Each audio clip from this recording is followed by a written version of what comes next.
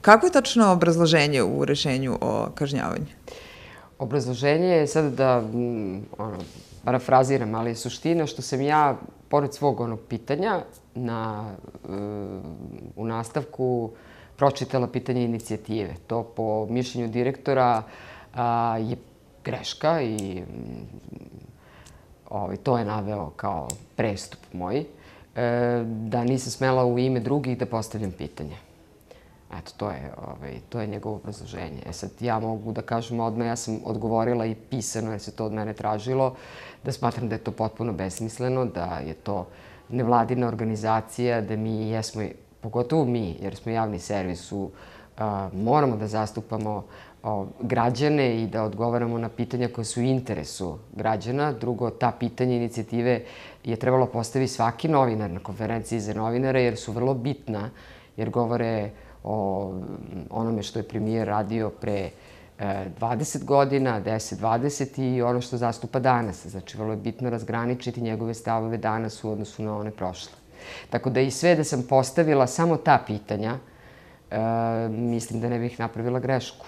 Ja upravo u celoj ovoj priči branim to svoje pravo i pravo svih nas da postavimo pitanje i da zbog toga nemamo nikakve konsekvence. Ovde se ne radi o novčanoj kazni, znači već o principu, mom ličnom principu da neću da priznam da sam bilo šta loše uradila u svom poslu. To je to. Kako komentarišete izjave Aleksandra Vučića povodom ovog slučaja? Ja ih ne bi komentarisala, zato što sam znala i očekivala da će sve ovo poprimiti jednu političku konotaciju, svako će to ugledati da opravda sebe. Ja mogu da kažem samo šta je meni direktor rekao. On je rekao da je odluka njegova i da nije podlegao bilo kakvim pritiscima. Čak i to mogu da uzmem kao nešto da mu verujem, ali nije dovoljno opravdanje. Mislim da šta god da je motiv, bilo njegova autocenzura ili njegova loša poslovna odluka, to nije dobro za nas i za naš posao. I generalno govori o opštem stanju u našem društvu i u opštem stanju u našem poslu, ako to tako funkcioniše. Znači, možda je čak i gore da ga niko nije zvao, da je on uradio ovo što je uradio.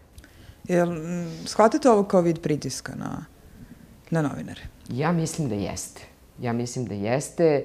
Jedina stvar koju sam se ja lično začudila, možda i nije to tako loše što je ovako otvoreno bilo, jer mi često pričamo o tim prikrivenim pritiscima, na primjer, sklonit ću te pa te neću slati na tu konferenciju za novinare ili nemoj da pitaš ovo, reci ovo. To su neke stvari koje ne možeš da dokažeš.